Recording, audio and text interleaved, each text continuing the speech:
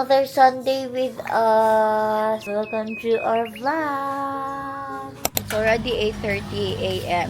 and we were actually planning to go to the church early in the morning, like around 6. Pero hindi ako nagising. So what we're gonna do is we're gonna attend the second mass of the day. So mag-ready na muna ako, maligo ako and everything. Kasi maliit na naman kami.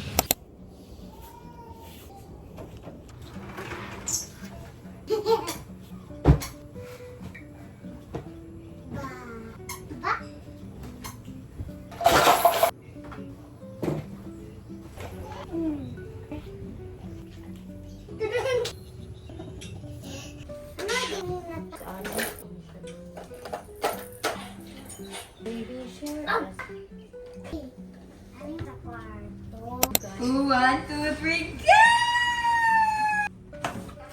Wala na may diaper. 3, go! Mina. Wow! Naapa. Na na na na na tan tan. Oh. Look guys, I'm so happy. I managed to have a good outfit. Kahit wala akong pang simba, I've been really struggling with finding a good outfit pang church. Ang dami kong magandang damit for gala, pero for church wala. And look, so nice, right? This is from my lola. Tapos yung inside nito is tube siya. Sobrang sexy and bawal siya sa church namin. Don't worry guys, soon I will inspire you to have a good outfit in church. For now, hanap muna ako, okay? I wanna be iconic in church, not like sexy iconic or like something like that. Pero like, lang, church girly, but at the same time, ganda yung outfit. Because I'm just that person, you know, loves to wear good outfits. Knock knock.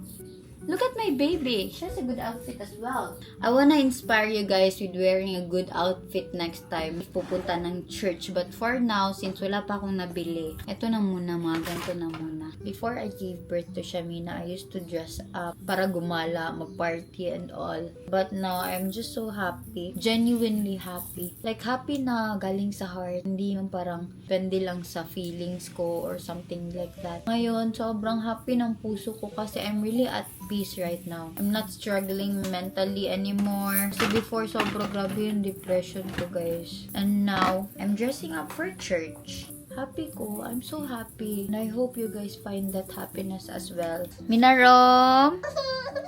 Why do I love love? Yeah. One thing about Shamina, she likes color pink and yellow. This is her favorite toy, si Kwak Kwak. Hello, we're going to the Sunday market as usual. Whoa, can you see it? Can you see the mountain, guys? Even though nakapag-aral ako sa Manila and medyo matagal ako dun, ito talaga yung probinsya talaga yung para sa akin. Maybe cities will work, pero siguro compromise lang, charis. Daddy, I want matcha. I'm not going to have matcha. Because what I'm having, she's having. But through breast milk. Yum yum.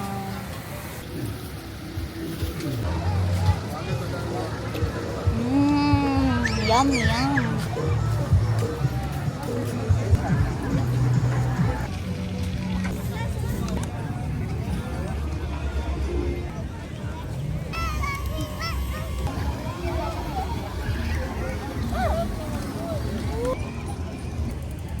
Kasi mo ma-recommend na food diri Imay? Biryani. Biryani. Ay, nakasan yan, tita?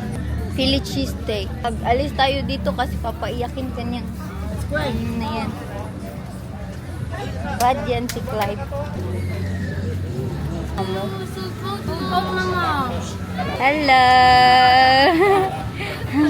Sige, sunod na lang. Ala, ni katama. Ako si mama, kasi muna lang. 110, isang manok, isang rice, and pork belly.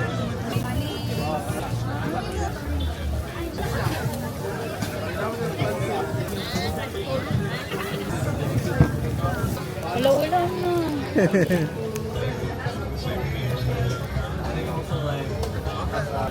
I'm so frustrated right now.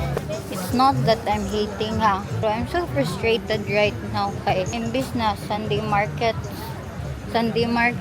are for pogi pang turista nila ang prices diri. Grabe ra kaayo sila ka overpricing. That's okay. No? That's okay, Mina, no? That's okay, Mommy. We're home. Thank you for driving us, Daddy. Thank you for taking us home safe. Yeah. Asus. I'm gonna drink a lot of water. I need water in my body. Daddy has one meeting and my meeting din ako isa. But my meeting isn't clear if meeting namin today.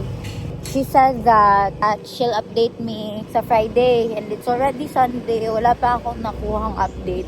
So I don't know if matutuloy yung meeting namin this week.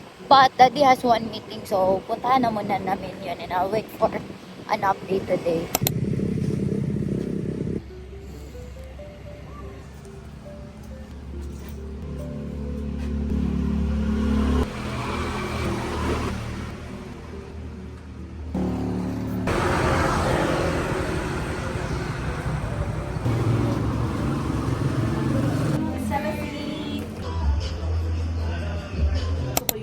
Combo.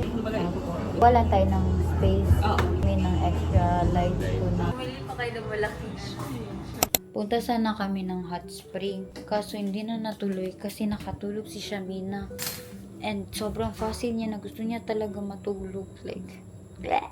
Nag-antay kami na magising siya. Pero ngayon alas 5 na lang hindi pa siya nagising. Kasi straight kaming umalis. Parang chill-chill na lang muna ko ngayon kasi naghanap ako ng yaya ni Shamina. Sobrang daming nag-inquire. It's my first time getting a helper.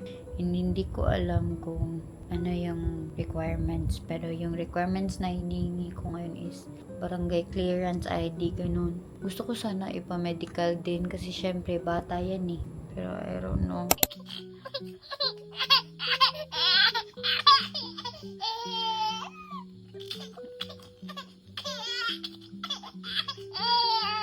After sobrang tagal kakahanap ng pagkain, dito na kami nag-decide.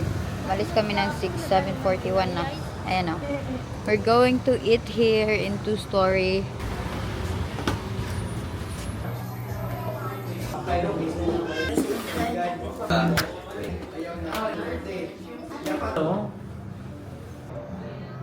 Oh, mag-live na. Parang na-draw.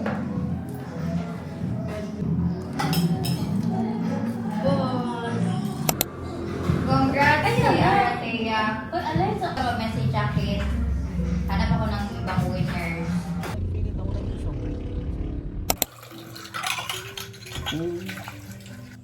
Guys, I'm gonna show you the real me. Did you know that I had a PCOS? Yes, had, because it's non-existent anymore. And yes, that is possible. I don't know if wala talaga siya literally.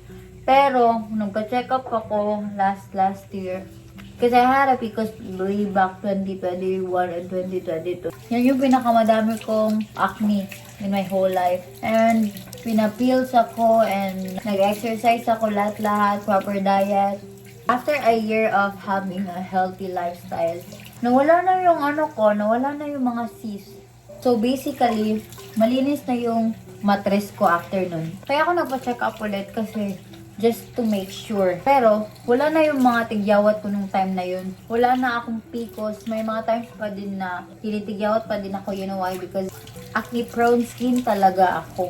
So, my face is really sensitive with a lot of products. Pero, ang nag-work lang talaga sa akin is Dove Pink.